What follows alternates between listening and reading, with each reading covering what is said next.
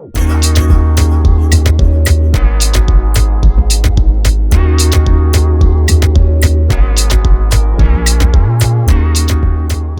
from all the club action and down to our beloved country, Nigeria. Welcome to another episode of Naija Ballers, where we talk all things Super Eagles.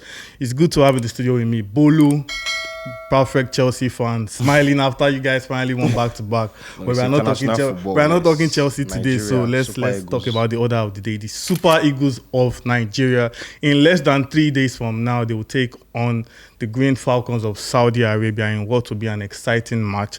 But actually, I don't think that match is going to be much of a challenge. Saudi Arabia have lost their last 6 games, if I'm correct, and Nigeria seem to be flying high after the 6-0 drubbing of Sao Tome and Principe. But let's not forget that Nigeria have also not won a friendly game in how many years now? 4 years. True. And this game is going to be played in Portugal, actually. So just quickly here, Bolu, what are your early predictions for this game, once again? Early prediction. Unfortunately, I don't expect Nigeria to win because we tend to be very bold claim. You don't expect Nigeria to win? Yeah, unfortunately. I mean, I always want us to win, but I don't expect us to win because we've been very lackadaisical in friendly games, which is not good enough. And this is another big friendly, it's another high-profile friendly. We should be trying to win the game. But unfortunately, it's also going to be played in Portugal, so I guess good pitch, good facilities should be, the players should be up for the game. But unfortunately, we've got, in the last few years, just got used to the national team not taking friendly games as seriously as they should, I guess. And they always end up losing or just Okay, that's an interesting take, Bolu. If you say Nigeria would not beat Saudi Arabia, what happens when we take on Mozambique a few days after that game? I think we should win one of those 2 games. I hope we do win one of those 2 games and maybe draw the other. But it would be nice to finally win friendly games and know that we are building something, see a number of new players, try different things, which is what friendly games should be about, really. But hopefully Pesero can do things differently now. But I've not been impressed with how our approach to friendly games in the last few years. It's not been good enough. And I remember the last game we won was against Egypt. Paulo Nacho's debut 4 years ago. Yes. That's not good enough. Okay, interesting. Well, I still feel Nigeria should get a result against both sides, but let's see how that plays out. In terms of squad news, the big news to have made the rounds is that Taiwo Awoniyi and Ola Aina would be missing from the squad list after both names had to pull out due to injury. Now, Terence Murphy and Sadiq Umar and Tyrone Eboye have been called up in replacement of those 2 players. But the big issue here is Taiwo Awoniyi missing out. He was a shoo-in to start alongside Victor Osimhen, at least on paper. But with Awoniyi out of the picture, who can you see grabbing that second striker spot? Well, I should like to think it's between Terence Murphy and Victor Boniface. Yeah. Victor Boniface is someone who should be integrated as quickly as possible into the national team because of his impressive form, because of the creativity he offers, the talent he offers the team, as well as the charisma he has. He seems to be a very charismatic, lively character, which for an attacker is very good because, and for a creative attacker as well, it means he's always looking to do something and be spontaneous. And I really like to see how he can combine with Victor Osimhen, how he can integrate into the national team as well. Yeah, but if you were just Pesero for just a minute, who would you start alongside Osimhen, Murphy or Boniface? I would like Murphy to start because he has had combination. He has played with Osimhen severally and he needs to continue with that link up. Murphy wasn't caught up to the last squad, so he needs to continue his link up with Osimhen. And I think Boniface should enter in the second half to also try to get a few more minutes. Against Mozambique, and then maybe start against Mozambique. Okay. Now, speaking of Super League, there's always a claim about one player who Nigerians feel should be called up and has not been called up yet. Last time out, we saw Fisayo Dele-Bashiru, get his call up to the Super Eagles team. Is there any of such players out there who you feel Super Eagles should be giving a look at? Well, I said in our last episode that we are lacking numbers in the midfield area. We have not been able to. We don't have a good succession plan, so we don't really have players who can come up. Step up when Ndidi is not there, or in a few years when Ndidi is no longer there, when Etebo is no longer there, when all these guys are no longer there, or when they are not in form. And I think Al-Hassan Yusuf, I mentioned him last time as well. He plays for Royal Antwerp. They won the Belgian League last season. I think he's overdue regular call-ups by now. We need more numbers in the central midfield, and Alassane Yusuf as well as Rafael Onyedika, that's one of the couple of central midfielders that are young and need to be getting steady call-ups.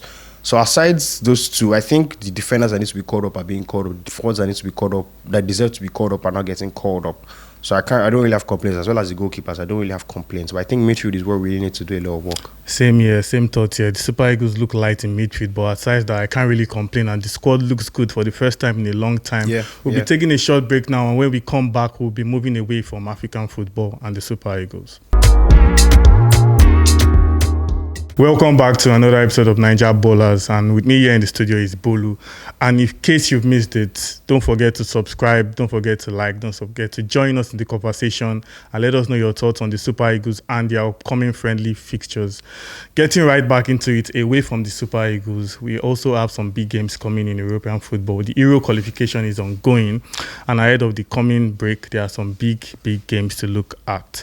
First off is Scotland versus Spain, in very, very interesting matchup where Scotland actually lead Group A in surprising fashion. They've won all 5 of their games. They've not lost any. And now they take on Spain, who are second with 9 points. Scotland are in the lead with 15 points. And Scotland already won the first fixture 2-0. And now they are taking on Spain in what will likely decide who would come out on top in that group. So how do you see this game turning out? Scotland are riding on the coast of confidence. It's just brilliant. And Scott McTominay has been the highest goal scorer. Ironically, he scored again for United.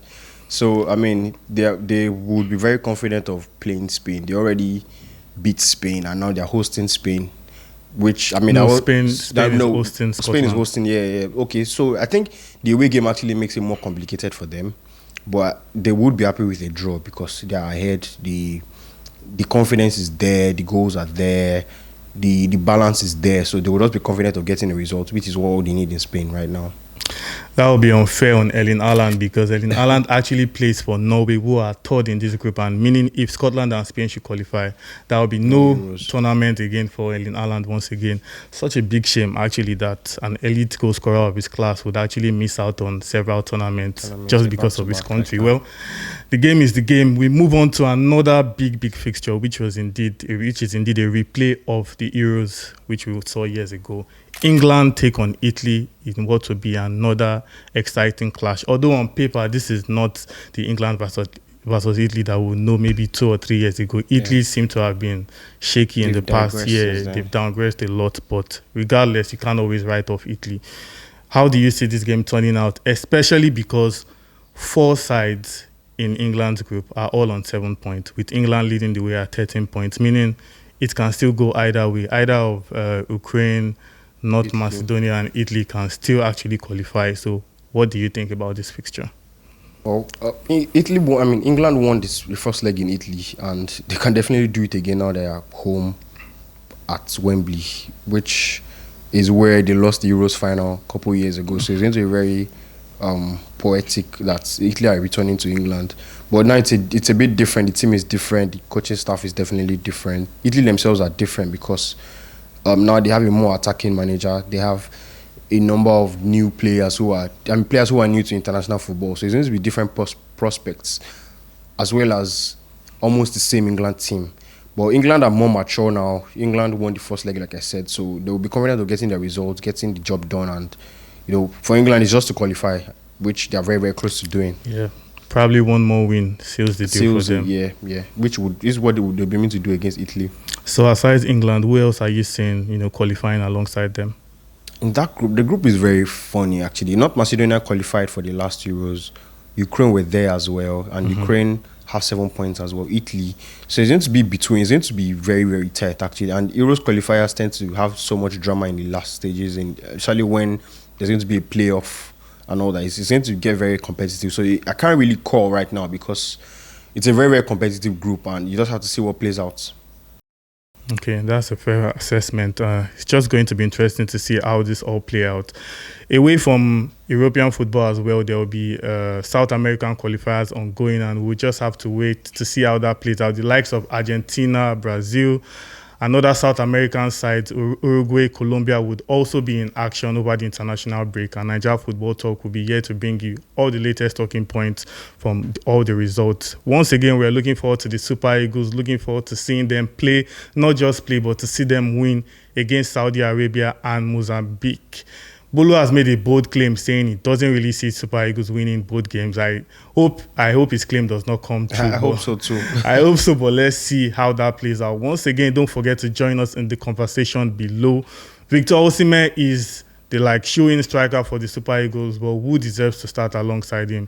Let's know your thoughts in the comment section below, and don't forget to like, share, subscribe, retweet, and post our content all over social media. Football is away from club action at the moment, but Naija Football Talk, the action continues for us, and we'll be back in your faces soon enough with another video. And it's bye from me, Kolade, and bye from Bolo right here in the studio. Peace.